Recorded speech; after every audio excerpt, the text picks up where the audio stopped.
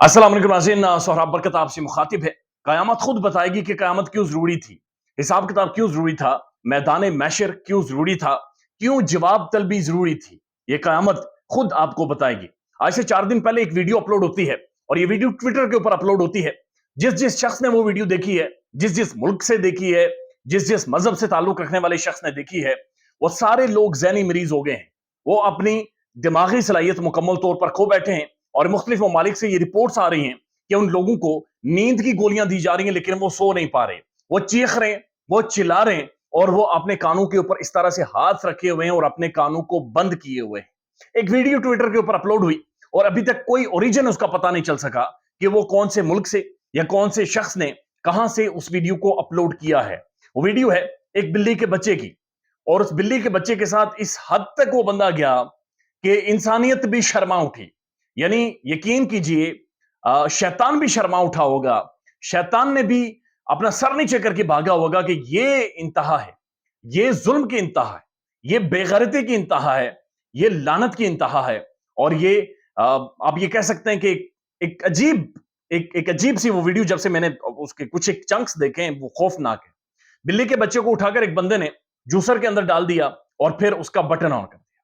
उसकी चीखो पुकार सबने सुनी है, लेकिन फिर जब उसका निचला हिस्सा कट गया तो फिर उसे बाहर निकाला और उसे जिंदा ही ओवन के अंदर रख दिया और उसे भी चला दिया। अब जब ये सारा प्रोसेस हो रहा था तो वो बिल्ली का बच्चा चीख रहा था, वो तड़प रहा था और जो पीछे खड़े दरिंदे थे, जानवर थे, बल्कि जानवर और दरिंदे भी शर्मा रहे होंगे कि किन लोगों के साथ हमारी तशबीह दी जा रही है। आई डोंट नो मैं कौन से अल्फाज इन लानतियों के लिए इस्तेमाल करूं, लेकिन वो पीछे से हंस रहे थे, वो तालियां बजा रहे थे, सीटियां बजा रहे थे और हंस रहे थे। ये वीडियो वायरल हुई, इस वीडियो को अपलोड किया गया और उसके बाद फौरी तौर पर ट्विटर ने और मुख्तलिफ जगहों पर लोगों ने प्रोटेस्ट किया, बाकायदा से सड़कों पर लोग आए और उसके बाद एक ऑफिशियल एक्शन लेते हुए ट्विटर ने इस वीडियो को अपने प्लेटफॉर्म के ऊपर से डिलीट किया, यूट्यूब के ऊपर से वीडियो को डिलीट किया गया, सोशल मीडिया के प्लेटफॉर्म्स के ऊपर से डिलीट किया गया। लेकिन इसके कुछ चंक्स प्राइवेटली अवेलेबल हैं जो कि मैं आपको ये तलकीन करूंगा कि बराए मेहरबानी उन्हें ना देखें, क्योंकि वो देखने के बाद ये बात कंफर्म है, यकीनी है